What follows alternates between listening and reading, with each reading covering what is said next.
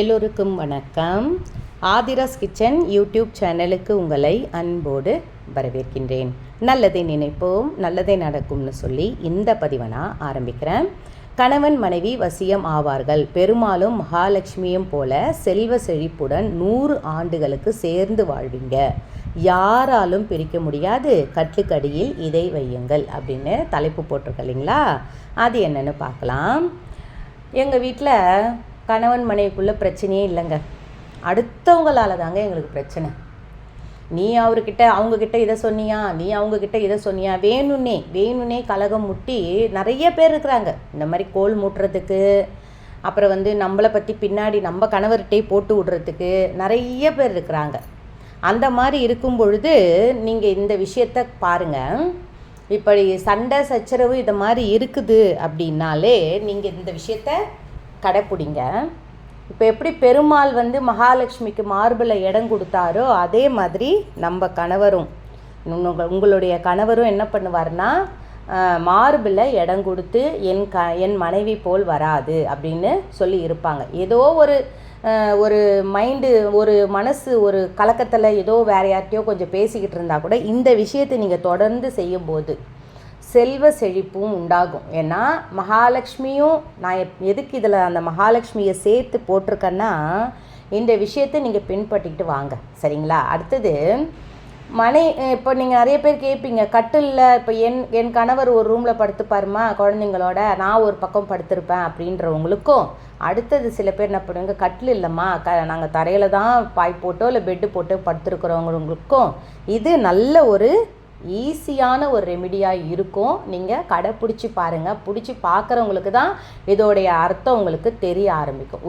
ஒரு கண்ணாடி பவுல் ஒன்று எடுத்துக்கோங்க. அந்த கண்ணாடி பவுல் நிறைய உப்பை நிரப்பிடுங்க.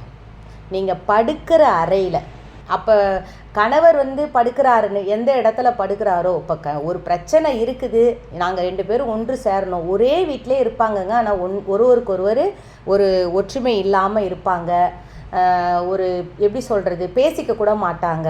இது மாதிரி எனக்கு நிறைய கமெண்ட்ஸ், நான் வீடியோ போட்டேன்னா அடுத்த நிமிஷம் எனக்கு கமெண்ட்ஸ் இது மாதிரி, அம்மா என் கணவர் என்கிட்ட அன்பாக இல்லை, அவங்க அம்மா பேச்சை கேட்குறாரு, அவங்க அக்கா பேச்சை கேட்குறாரு, நான் சொல்கிறத கேட்குறதே இல்லை. இதெல்லாம் ஒரு பயங்கரமான ஒரு விஷயம் இல்லைங்களா?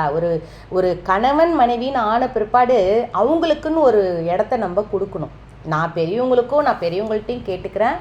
ஏன்னா நம்ம வாழ்க்கையை நம்ம வாழ்ந்துட்டோம், அவங்க வாழ்க்கையை அவங்கள வாழ விடணும். இதுதான் உண்மை. அவங்க வாழ்க்கை இருந்தால் கூட சரிதாங்க. ஒரு சிலர் ஊரில் இருப்பாங்க, ஆனாலும் அவங்க சொல்கிறத கேட்டு தான் அவங்க கணவர் அதை பின்பற்றி செய்வார். இதை நான் பெரியவங்க சொல் பேச்சை கேட்கக்கூடாதுன்னு நான் சொல்ல மாட்டேன், அதுவும் நல்ல விஷயமா இருந்தால் கேட்டுக்கலாம். இதனால் நம்மளுக்குள்ள ஒரு குடும்பத்துக்குள்ளே சண்டை வருதுன்னா இதை நீங்கள் கடைப்பிடிக்காதீங்க, ஓகேங்களா? அடுத்தது ஒரு சின்ன கண்ணாடி பவுலில் அது நிரம்ப உப்பை நிரப்பிக்கோங்க. நிரப்பி நீங்கள் அதை கணவர் படுத்துருக்கு, இல்லை ஒன்றா படுக்கிறீங்க, கட்டிலுக்கு அடியில் கொண்டு போயிட்டு இந்த உப்பு ஜாடியை வச்சுருங்க.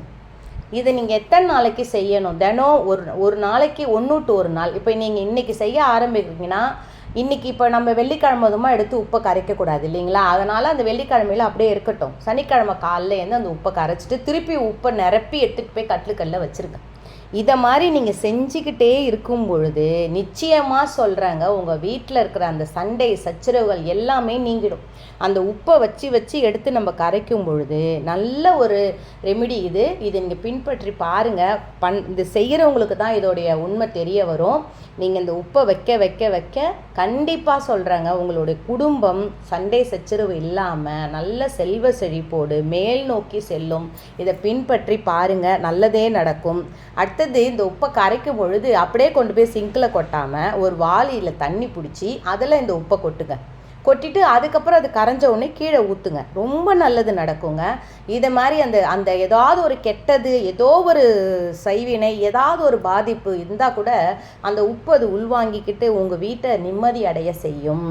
எப்பவுமே இந்த விஷயத்தை நீங்கள் தொடர்ந்து கடைப்பிடிச்சி பாருங்கள். அதேமாதிரி பிள்ளைகள் சொல் பேச்சு கேட்கலனா கூட பிள்ளைகள் படுக்கிற இடத்துல தலைமாட்டில் வச்சுருங்க. கட்டில் இல்லைன்னா தலைமாட்டில் வச்சுருங்க. தனியாக படுக்கிறாருன்னா அவருடைய தலைமாட்டில், நான் சும்மா தாங்க வைக்கிறேன், கல்லுப்பு வைக்க சொல்கிறேன், அதனால் வைக்கிறேங்க அப்படின்னு சொல்லிட்டு செல்வ செழிப்பு உண்டாகும்னு வைக்கிறேன்ட்டு நீங்கள் இதை வச்சு பாருங்கள். நிச்சயமாக சொல்கிறேங்க, நம்ம வீட்டில் சண்டை சச்சரவுகள் குறையும், ஒற்றுமை நிலைக்கும், நல்லதே நடக்கும். நான் இன்னொரு வீடியோவோட உங்களை நான் மீட் பண்ணுறேன்.